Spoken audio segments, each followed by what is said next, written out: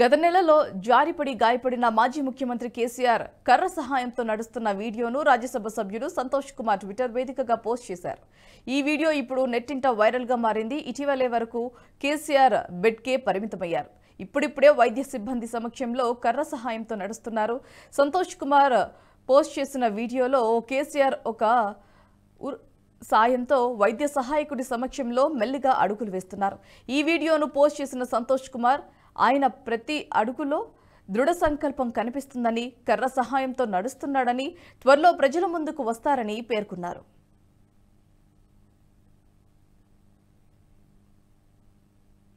ఈ వీడియో మీకు నచ్చినట్టయితే లైక్ చేయండి, 10 మందికి షేర్ చేయండి. అలాగే కామెంట్ల రూపంలో మీ అభిప్రాయాలను మాతో పంచుకోండి. Nationalist hub group of channels ను సబ్స్క్రైబ్ చేసుకుని తెలుగునాట జాతీయవాద జర్నలిజాన్ని ప్రోత్సహించండి. ఈ వీడియో కింద ఉన్న బెల్ ఐకాన్ పై క్లిక్ చేయడం మర్చిపోవద్దు.